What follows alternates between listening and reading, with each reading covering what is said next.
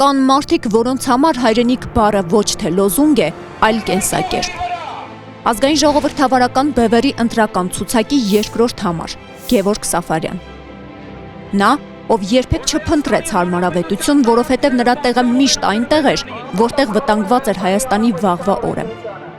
Ծնվել է 1985 թվականին Ծաղկաձորում։ Լեռների զավակը, ով իր մեջ կրում էր այդ նույն լեռների անսասանությունն ու վեհությունը։ Գևորգը կրթվեց որպես ինժեներ ռադիոտեխնիկ, ստացավ մագիստրոսի կոչում, իր միտքը կոփելով ճշգրիտ գիտություններով։ Նա սովորեց կառուցել, բայց կյանքը նրանից պահանջեց պաշտպանել։ Ծառայեց հայկական բանակում, գիտակցելով, որ զինվորի համազգեստը ոչ թե պարտականություն է, այլ պատիվ։ Նրա քաղաքական հասունությունը սկսվեց 2008-ի արյունոտ գարնանը։ Լինելով սկզբունքային անձնավորություն եւ դեմ լինելով Լևոն Տեր-Պետրոսյանի մոտեցումներին, նա սակայն չկարողացավ անտարբեր մնալ սեփական ժողովրդի դեմ իրականացված բռնությանը։ Նրա արժանապատվությունը թույլ չտվեց լռել, երբ սեփական ժողովուրդը գնդակահարվում էր։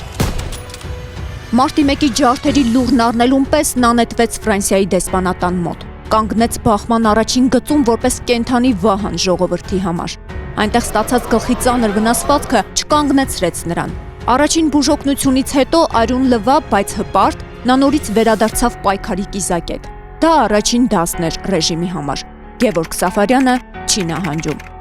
2011 թվականից սկսած նրա անունը դարձավ դիմադրության հոմանիշ։ Մաշտոցի պուրակի պաշտպանություն, բնապահպանական արշավներ, քաղաքացիական անկոտրում կամք։ Նա դարձավ երիտասարդ սերնդի փարոսը, ապացուցելով, որ մեկ մարդն անգամ կարող է կանգնեցնել ռեժիմի մեքենան։ Համակարգը նրան թիրախավորեց, ձերբակալեց, հալածեց, բայց ամեն մի բանտախոց միայն ավելի էր սրում նրա վճռականությունը։ 2012-ին միանալով նախախորհրդարանին նա դարձավ ռեժիմի ամենամեծ մղձավանջը։ 2014 թվականին նրան փորձեցին վերացնել ֆիզիկապես։ Խանջան Թումանյան խաչմերուկում կազմակերպված նենգ մահափորձը նպատակ ուներ լռեցնել նրան, բայց նա կրկին հառնեց։ Դարձյալ ծանր վիրավորում, դարձյալ վերադարձ, ավելի ուժեղ, ավելի սկզբունքային։ 2015-ին 100-ամյակն առանց ռեժիմի շարժման օրերին նրան եւ հիմնադիր խորհրդարանի առաջնորդներին բանտարկեցին զանգվածային անկարգությունների նախապատրաստման շինծու մեղադրանքով։ Շուրջ 1 ամսվա ապօրինի բանտարկությունից հետո նրանք ազատ արձակվեցին։ 2016 թվականի հունվարի 1-ի գիշերը դարձավ ռեժիմի սնանկության եւ վախի բացահայտ դրսևորումը։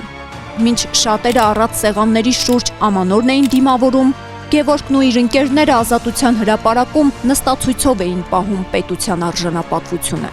Ընդամենը 1 տոնածառի պատրվակով իշխանությունը նրան նորից բանտարկեց։ Սա ոչ թե իրավական գործ էր, այլ ռեժիմի սարսափը մեկ մարդուց,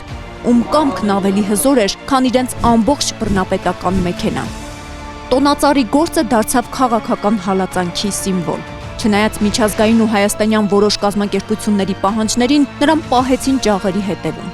2018-ին, երբ նրա ազատության օրերը մոտենում էին, ռեժիմը դիմեց վերջին ստորությանը։ Նրան կալանավորեցին հենց բանտում նոր շինծու գործով։ Բայց Գևորգը բանտից դուրս եկավ ոչ թե որպես զոհ, այլ որպես հաղթող։ Նա միացավ Սասնա ծռեր կուսակցության ղեկավարությանը, շարունակելով իր անզիջում պայքարը։ 2020 թվականի մայիսից ազգային ժողովրդավարական բևերի անդամ է։ 2020 թվական, սեպտեմբեր, պայմանավորված պատերազմ, երբ հայրենիքը վտանգված էր, Գևորգը չերկնչեց։ Նա կամավորագրվեց եւ իր գաղափարակից ընկերների հետ հայրենասիրական երթի շուրթերին մեկնեց ռազմաճակատ։ Հետպատերազմյան ծանր վիրավորումը եւ երկարատև բուժումը նրանից չխլեցին պայքարի ոգին։ Նա վերադարձավ ու կրկին կանգնեց ազգային ժողովրդավարական բևերի առաջնագծում։ Այսօր Գևորգ Սաֆարյանը նորից թիրախում է, նորից հալածանքներ,